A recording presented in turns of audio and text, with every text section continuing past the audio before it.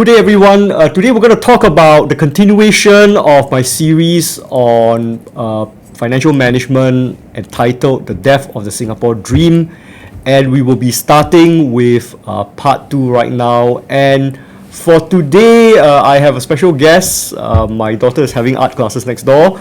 So I've got my son, Durandal, here, who will be presenting along with me. Say hello to everybody. Hello, everybody. Yeah, all right. Yeah, and so let's begin.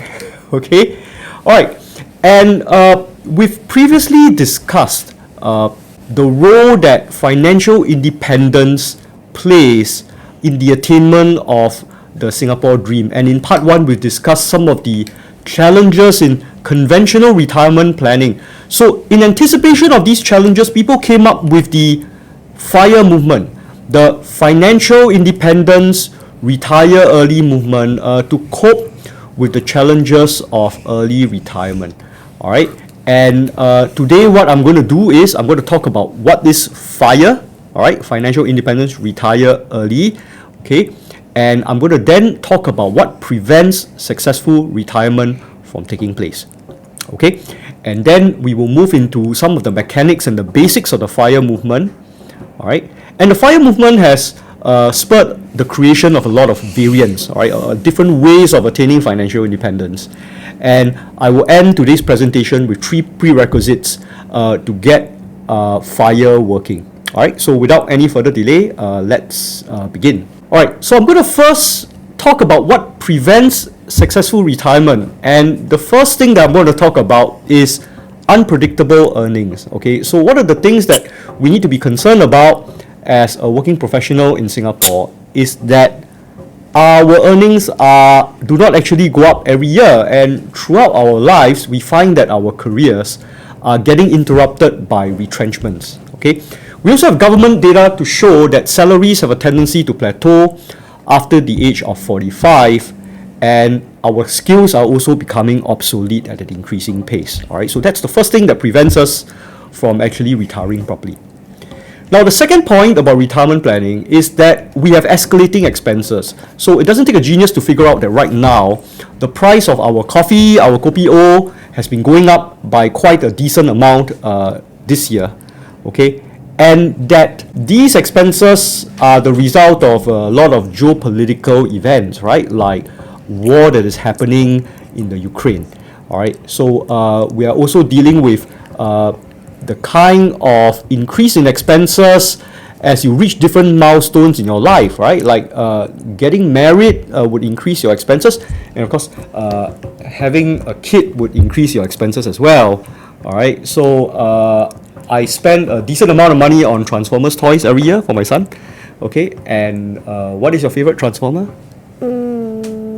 Galaxy Optimus. Galaxy Optimus, right? Yeah, so being a parent would increase your expenses. Okay, now inflation is expected to exceed about 5% in this current economic regime. The numbers coming out just now on the Business Times is about 5.6%. And of course, naturally, as Singaporeans, right, if you keep buying stuff that you don't need to impress folks that you don't even like, right, and this is where we try to keep up with the Jonases, and that can be very, very expensive. Now, the third thing that is expensive investment products. Okay, and financial institutions train commission salespeople up, and they're then allowed to call themselves financial advisors. All right, and because of these sales commissions, it skews their motivation to push profitable products up to the customers. And some were sold products that took on too much risk when times were good, and a lot of people that has gotten into US tech stocks and China's tech stocks are dealing with serious losses right now. Okay, and this arises from a serious conflict of interest, which can only be resolved by better financial education. All right, now with that out of the way, we're going to begin and we're going to talk about the basic mechanics of FIRE. Okay, now to attain financial independence, all you have to do is to consider a simple aim, which is to live on your investment income. All right, and this is proxied by 4% of your investments in the stock market. So if you have $1 million in the stock market, you can theoretically live on $40,000 every year, adjusted by inflation, And this would mean that as a millionaire, and if your expenses is below 40,000 a year, you are able to reach financial independence. All right. So let's talk about financial independence in Singapore. Okay. Now, in order to reach financial independence, we need some government data on how much you will need to live if you're a 55-year-old person. Okay. And according to government data, the magic number is $1,768 per month. Now, take that amount of money, multiply it by 12, and divide by 4%, which is the safe rate of withdrawal, right? You will have an investment portfolio size of $530,400. Now, this basically means that for a single person, right, you will need about $500,000 to reach financial independence. And for couples, you will need close to $1 million, all right? Of course, it will be slightly easier because a couple living together is able to attain some cost savings, which is actually much easier than two singles living separately. Now, when you're actually calculating this portfolio size, remember that you should exclude home equity in your calculation, but downgrading from a large home can help. Okay. Now, the build-up of CPF life can also make life more comfortable after age 65, and this is even better if you can build this portfolio and still contribute to SRS. I'm now going to talk about the different variants of FIRE. Now, over the years, the FIRE movement has evolved to come up with different flavors, okay, that would suit people's lifestyles. So some versions of FIRE would be easier to attain than others, but there are three main flavors that I'm going to describe today. The first is Coast FIRE, and Coast FIRE means saving enough to retire comfortably at the age of 65, and then after that coasting through life as you pursue a life without the need for retirement planning. All right, so that's the first version of FIRE. The second is Barista FIRE, and that's to save enough money to live on your investment income supplemented with part-time work. And the third version of FIRE is FIRE, which is a very advanced form of FIRE for high achievers who want a comfortable lifestyle post-retirement. So let's go through Coast FIRE. Coast FIRE aims to remove the goal of retirement at 65 at a much earlier age, so that you can spend the rest of your life with minimal retirement planning. And specifically for Singaporeans, Coast FIRE can be assisted by doing the following. The first is that Singapore has a very strong Central Provident Fund system to assist you for retirement at the age of 65. At the age of 65, you will be able to get a lump sum from your CPF life. Alright, so one technique is to simply transfer your ordinary account to your special account, right? And aim to get your special account to the full retirement sum that is currently pegged at $192,000. Now, thereafter, the full retirement sum will compound at the faster rate, alright, than the annual adjustment for F.I.R.E. Okay, so that's one way of getting Coast FIRE. And what you can do is that simultaneously, while you're building up your CPF reserves, aim for a modest $100,000 to $250,000 in investments to handle investment shortfalls that can occur after the age of 65. All right, one method you can do that is to use the supplementary retirement scheme to put some money into local dividend stocks. All right, now you're very likely to succeed in Coast FIRE much earlier than someone who is trying to aim for conventional FIRE. So if you do this, you might be able to reach your target well within 8 years. After that, you can focus less on investing and just earn enough to cover your standard of living, including your home mortgage. Alright. Now, the question I have for people who are interested in Coast FIRE is that is there any meaningful ramp down of work or pay even if Coast FIRE is being maintained, right? I think in Singapore, we work in a fairly stressful work environment, and right now options to actually reduce the number of hours we spend at work for lower pay is not something that is readily available to most employees right now. Okay, yeah, but I think what this is useful for is that once you can get retirement planning out of the way, you can actually spend more money, and so you can effectively stop saving once you've basically dealt with retirement at the age of 65. Until you're 65, you can actually spend less money, and so your standard of living would actually go up. All right. Yeah, but of course, like many forms of FIRE, starting this earlier in life, in your 20s, would be very, very useful. All right, because of the early effects of compounding.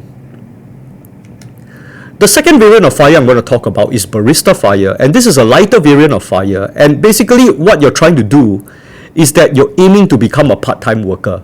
But to become a part-time worker, your salary has to come from two sources. One is your investment income, and one from your working life. So you really need to know what is your plan B. Is there a kind of life that you want to do beyond a professional kind of job that you have? So for example, if you are basically a high-flying lawyer and you're working 16 hours a day, a life that you might aspire to may be a barista, right? So from barista to barista, right? Not much of a change, okay? Yeah, but the life of a barista would mean that your salary would be cut to about maybe $2,000 to $3,000 a month, even in the best case, right? So how do you actually maintain a reasonable standard of living?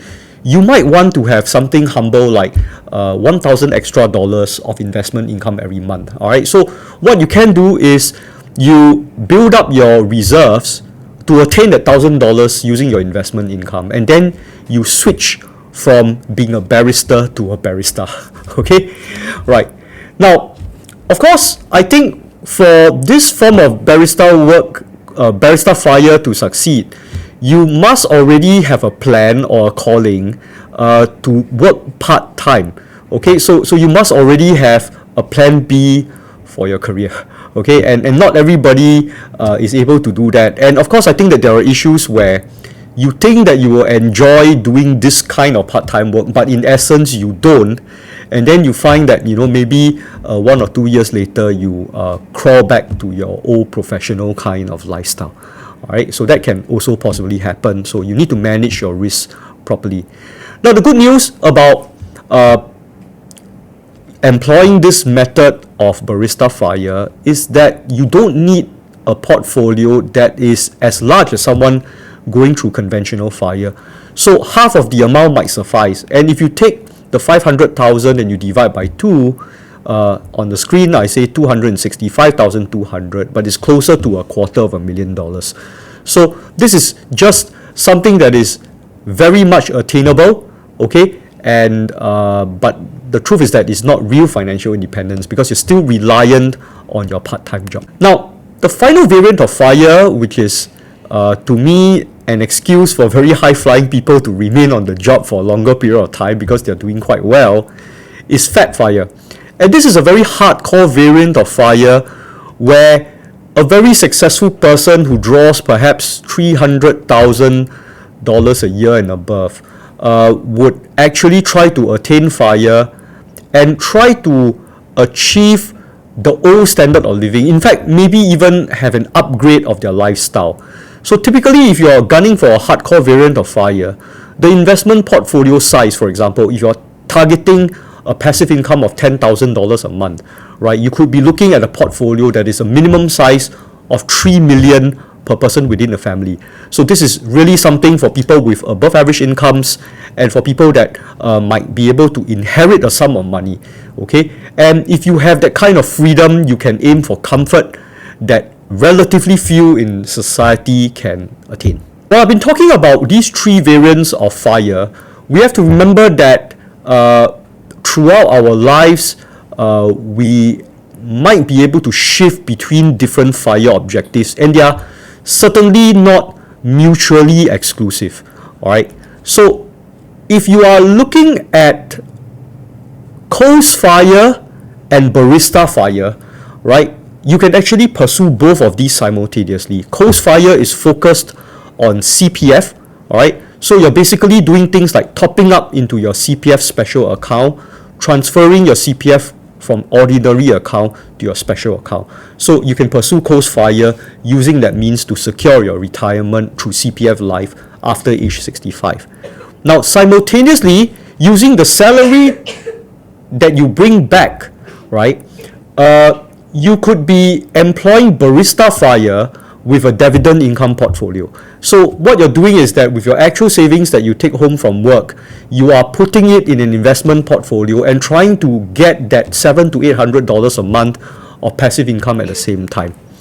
Now, once you have attained both Coast FIRE and Barista FIRE, you can make a decision to decide whether you want to carry on working, you want to downgrade, or move on to full-scale FIRE, because you're actually not too far away, right? From Barista FIRE to full FIRE, it's just a question of how much passive income that you're getting, right? Once you double your money, FIRE will then be attained. Okay. Now, for the people that actually attain Barista FIRE and FIRE very systematically in the workplace, you might suddenly realize that by the time you get FIRE, you are already in senior management, and actually you like your job, right? Because you've been able to sustain this for so many years, you have a very rewarding career, right? So in such a case, you might want to stay on, right, and actually aim for Fat FIRE, all right? Yeah, and so that's basically how you can combine these variants of FIRE together to create a framework that sort of works for the kind of life that you have decided to choose for yourself, all right? Okay, the final part of my presentation is just a discussion on how to make FIRE work, okay? And to make FIRE work, there are basically three things that you need to do very well. The first thing that you need to do is to figure out how to earn more money. The second thing you need to figure out what to do is how to save more money. And finally, once you're able to save more money, you should think about how to invest it better, right? So for financial independence to take place, having skill sets in doing all three is very fundamental and mandatory for this to happen, all right? So let's go through the first step, which is to figure out how to earn more money, all right? Now, this is a highly effective way to FIRE much faster, and younger workers will have an advantage doing this because your salary starts from a lower base, right? And employers see you as potential for senior management. Some of the questions you want to ask yourself include, can I move to a higher paying job that gets more than an annual increment? Or two, do I have hobbies that I can monetize or get a side hustle? Right? Now, one trick that I have for you is to follow salary surveys and make sure you know where you stand so that you can jump ship for larger increment, right? The trend in modern workforce is right now you can get about a 5% increment every year, but if you jump ship to get another job, you might be able to get 10 to 20% increment for basically the same kind of work that you're doing. So actually, if you're asking me, who are you really working for in your current company, the correct answer is that you're always working for your future company so that when you get hired, you'll be getting a higher increment, all right? So that's how you actually earn more money. Okay, the second important skill set to have is the ability to save more money. While increments are often out of your control, reducing your personal expenses is something that is totally within what you can easily do. Now, the first method of saving money, and that would lead to the largest amount of savings, is to simply decide to delay major life milestones like marriage and children, right? And that is something which I think young people are already doing right now with the age of marriage and children getting later and later in life, okay? So this would be able to save thousands of dollars into your pocket every month, and it's not politically correct, but it's something that I think I should mention. The second method to increase more savings is to forego large expenses like getting a car, right? Because if you were to get a car and pay for the certificate of entitlement, it could mean adding $2,000 to your expenses every month. And it's only after thinking of all of these major expenses is where you consider eliminating minor expenses like premium coffee every day so that you can add to your savings over time. All right. Some of the basic tips that I have for you is simply to sell off your car, and this can add thousands of dollars into your retirement portfolio every year. The final skill set is to invest better. This is a broad topic and it may take a lifetime to get it right. But the easiest approach right now is to eliminate investment-related expenses such as sales commissions and management fees. All right, and to deploy the free lunches in finance, such as diversifying your investments and rebalancing your portfolio on a regular basis. And finally, adopt an investment model that goes beyond returns but incorporates a risk measure in your consideration. Now, one tip I have for you is to consider a discount broker and invest in exchange-traded funds to avoid paying expensive commissions. Now, we all like to be financially economically independent, but FIRE can be sped up dramatically if effort is made to do all these three things at the same time. Lower your expenses, increase your savings, and invest properly, right? So much so that extremist FIRE fanatics sometimes aim to save 90% of their take-home pay in their 20s so that they can retire in their 40s. In conclusion, as it's become harder to sustain all these ancient and archaic notions of the Singapore dream, one possible replacement for the Singapore dream is to simply aim for financial independence. And in doing so, you are joining the financial independence and retire early movement, or the FIRE movement. Now, this means putting in effort to live solely on investment income when you're young so that you can have more freedom of choices in middle age. The FIRE movement is flexible. There are simpler approaches like Coast FIRE that exist with more rewarding and hardcore approaches like FIRE. But all attempts to reach financial independence involve three approaches that needs to be performed at the same time: figuring out how to earn more money, figuring out how to save more money, and invest better. We've come to the end of the part 2 of the death of the Singapore dream. I'm going to preview a little bit of what you can expect to see in part 3. In part 3, we will drill into actual investments, and we will cover the build-up of a simple core portfolio involving exchange-traded funds in our next episode. So it will be entitled How to Build a Diversified Risk Parity ETF Portfolio with a Discount Brokerage. And that's all I have for you today. I hope you enjoy this movie segment. Comment on this video and click like. Thank you very much. Goodbye.